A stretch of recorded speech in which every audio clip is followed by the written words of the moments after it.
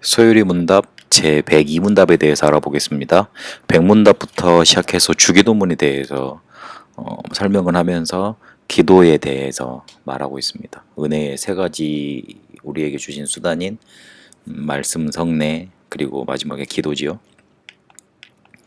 그러면 두 번째 강구에서 우리는 무엇을 위해 기도합니까? 주기도문에서 우리가 기도하는데 두 번째 강구는 뭐냐 이렇게 묻습니다. 나라가 임하시오며 라는 두 번째 강구에서 우리는 사탄의 왕국이 파괴되고 은혜의 왕국이 진전되며 우리의 자신과 타인이 그곳에 이르고 그 안에서 보존되도록, 그리고 영광의 왕국이 앞당겨지도록 기도합니다. 그랬습니다. 답을 보면서 이 사탄의 왕국이라는 건 기독교인들이 싫어하는 말인데 어떻게 400년 전 사람들이, 한 500년 전이죠, 그때 사람들이 이걸 잘 알았을까? 그래서 나라라는 게 이 사탄의 왕국이 무너지는 거, 그리고 은혜의 왕국이 우리 속에 임하는 거, 그리고 영광의 왕국으로 가야 되는 거, 그거에 대해서 이렇게 잘 답을 했습니다. 조금 듣기 거부가실지도 모르겠는데 기독인들이 교회 다니는 사람들이 잘 인정하지 않는데 이 사단은 아직도 건재합니다. 예수님께서 십자가에서 완전히 해결하셨는데 왜 건재하다고 그러십니까? 그렇게 질문하시는 분들이 있을 겁니다. 그런데 지옥을 한번 잘 생각해 보세요. 지옥은 말 그대로 감옥 개념입니다. 가둬놓는 개념입니다. 그럼 왜 그거를 만들어 놨겠어요? 가둬놓을 대상이기 때문에 그러겠죠. 지옥은 마태복음 25장 41절에 보니까 마귀와 그 사자들을 위해서 예비된 곳이라고 예수님이 말씀하셨습니다. 사람을 가둬놓기 위해서 지옥을 만든 게 아닙니다. 그러면 왜 가둬놔야 되겠습니까? 없어지지 않기 때문에 그렇습니다. 여기서 보면 하나님이 천사를 창조하실 때 시작은 있는 존재지만 끝은 없는 존재로 만들어 놓으셨거든요. 인간도 마찬가지입니다. 자유의지를 주셔서 하나님의 형상대로 시작을 만들어 놓으셨지만 영원한 존재로 만들어 놓으셨어요. 근데 그 영원한 존재로 만들어진 천사가 타락을 해서 된 게 마귀, 사탄이고 또 그의 졸개들 귀신 아닙니까? 그래서 없앨 수 없는 존재이시기 때문에 하나님이 그 활동을 완전히 못하게 하시려고 영원히 가둬놓는 지옥을 만들어 놓으신 겁니다. 아직 그때가 안 돼서 그의 권세는 깨졌지만 우리를 자기가 마음대로 이렇게 우리 인간을 창세기 3장 문제, 영적인 문제로 빠지고 들게 만드는 그 권세가 깨졌지만 아직도 활동을 하고 있습니다. 그래서 쉽게 머리가 깨졌지 그 몸은 활동하고 있다 이렇게 말을 하고 있지 않습니까? 권세가 결박된 겁니다. 정확히 말을 하면. 그래서 이 사단이 우리 인생 속에 고비고비마다 찾아옵니다. 그래서 우리 인간을 확 덮쳐서 결국은 무너뜨리려고요. 우리가 육신적인 것만 가지고는, 그런 지식만 가지고는 절대 이길 수 없습니다. 그래서 우리에게 복음을 주신 겁니다. 기독교인이 그런데 무지하다는 게, 여기에 대해서 잘 모른다는 게 참 안타까운 일입니다. 칼빈 목사님도 보니까 기독교 강요나 다른 저서에서 사단에 대해서 굉장히 많은 걸 밝혀놓으셨어요. 종교개혁대 선두주자로 나셨던 루터도 그랬고요. 그런데 그 후대들이 이상하게 이렇게 흘러 가면서 말하지 않기 시작을 했습니다. 그러니 당하지요. 말하지 않았다는 증거로 사람들이 다른 걸 섬깁니다. 오늘 제가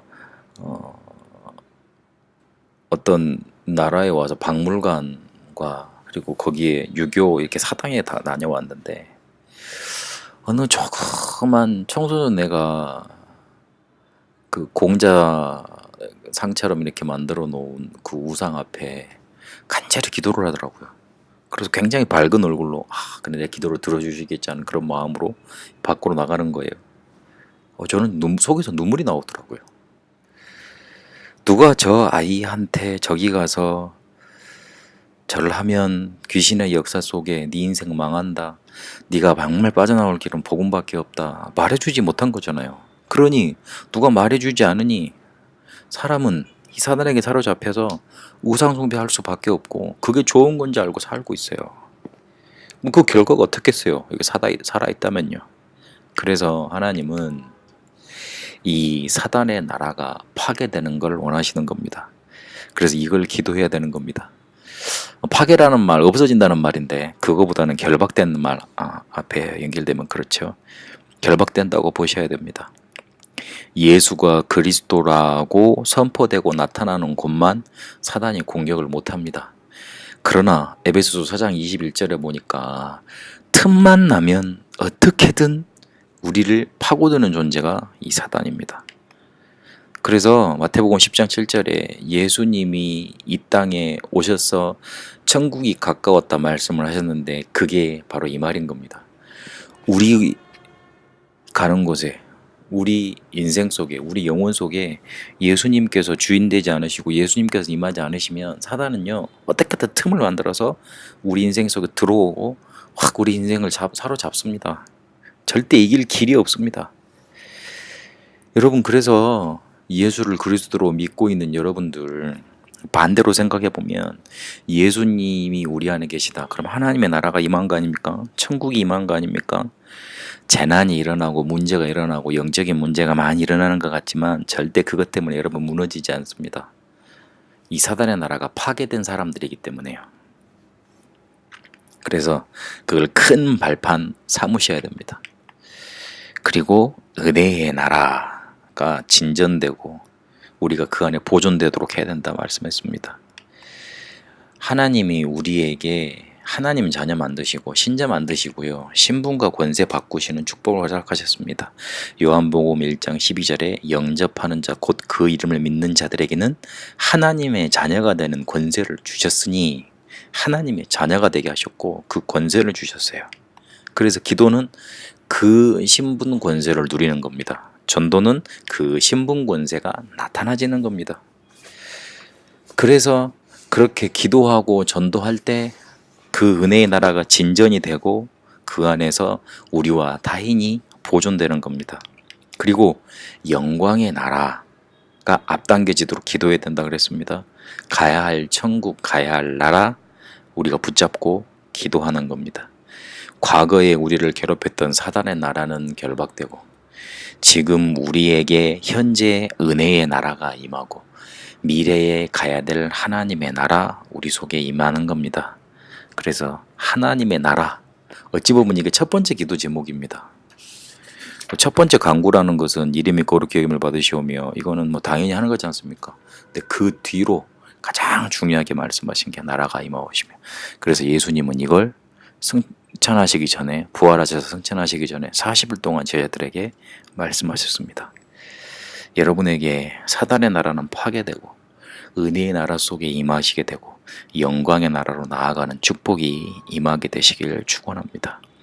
우리에게 이미 그리스도로 결론이 나 있습니다. 그리고 사도행전 1장 8절에 있는 것처럼 우리가 성령 충만 받으면 세계복음화 하는 결과는 이미 우리 속에 나타나 있습니다. 그 중간에 이루는 결론과 결과를 이루는 방법, 하나님의 나라, 그게 중요합니다. 그 하나님의 나라가 여러분 속에 나타나 여러분 인생이 살아나는 축복 속에 누려진 응답이 있게 되시길 바랍니다. 마태복음 6장 10절에 있는 것처럼 나라가 임하시오며 여러분에게 그 나라 임하는 축복이 있게 되길 바랍니다.